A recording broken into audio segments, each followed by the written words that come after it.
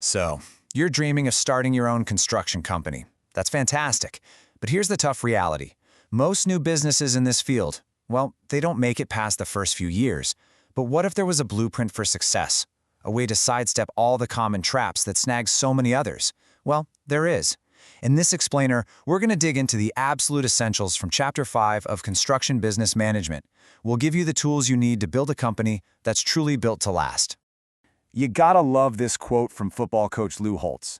It really sets the stage, right?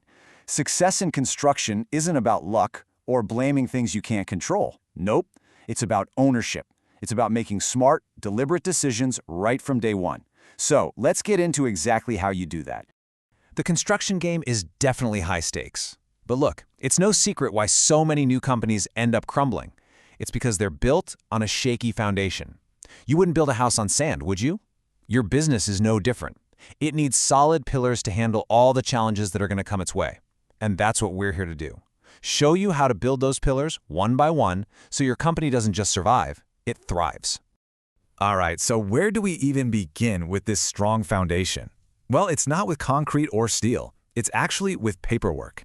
Your very first and maybe most critical decision is how you legally structure your company. And trust me, this isn't just some boring formality. It's a financial shield. It's what's going to protect you and your family from the risks that are just part of the business. Okay, let me tell you why this is such a huge deal. Imagine your company gets sued over a job. It happens. Now, if you're just the sole proprietor, they can come after your personal stuff, your house, your savings, your truck, everything.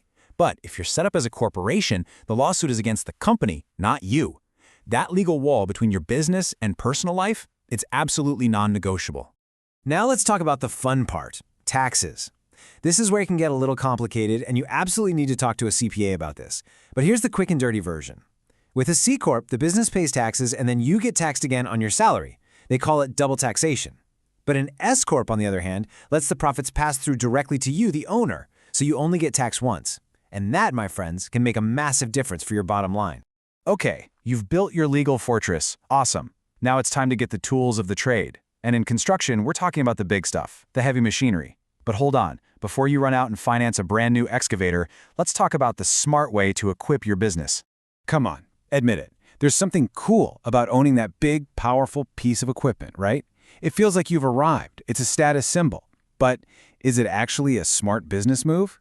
The book really makes you stop and think beyond just the sticker price and ask, what is the true cost of owning this thing? Because that purchase price, that's just the tip of the iceberg. Underneath the surface, you've got this mountain of other costs just waiting. You've got maintenance, insurance, storage, taxes. It just keeps adding up. This is exactly why so many experienced, savvy contractors choose to rent or lease their big equipment. It's often just a smarter, more cost-effective way to get the job done without sinking all your capital. Think of your business like a ship. Cash flow is the water that keeps it afloat. But if you're not paying attention, small leaks can turn into a huge flood that sinks your whole operation. And what are the two biggest sources of those leaks? Your materials and your money. So let's talk about how to plug those holes for good. Now this might sound like basic common sense, but this simple three-step process for purchasing is your secret weapon against losing profits. It is amazing how many contractors bleed money just because they aren't paying close attention to these details. If you put a disciplined system in place, you're protecting your bottom line and making sure every single dollar is working for you. Listen up, because this might be the most important part. You can be the most talented builder out there, with the best crew and the highest quality work. But if you don't get paid for it, you're not running a business, you're running a charity. So let's get into the art of getting paid. You know the story. You finish the job, the client says they love it, but the check is nowhere in sight. It is a painfully common problem in this industry. And for a new business, waiting 60, 90, even 120 days for a payment can be an absolute death sentence. It's a cash flow crisis that can bankrupt even the most promising company. But you are not powerless here. You have a legal tool that can be a game changer. It's called a mechanic's lien. Simply put, it's a legal claim you place against the property you just worked on. It is a really powerful way to secure your payment. But, and this is a big but, the rules are complicated and they change from state to state. So it is critical that you talk with an attorney before you ever need one to understand exactly what your rights are. Whew! We have covered a lot of ground, right? From legal shields to mechanics liens. But these aren't just a bunch of random tips. They are the actual building blocks of a business that can last. When you put all these pieces together, you're not just trying to survive day to day, you're playing the long game. You're building something that will endure. Okay, I'm going to give you a sobering statistic. According to one study, only 43% of new construction companies are still around after 4 years. That means the odds, well, they're not exactly in your favor. But I don't want you to see that as a reason to get discouraged. I see it as a challenge. A challenge to be one of the ones who makes it. One of the 43% who don't just survive, but actually succeed. But here's the thing. You are not a statistic. As construction expert Thomas Schleifer puts it, your management decisions alone determine whether you will succeed or fail.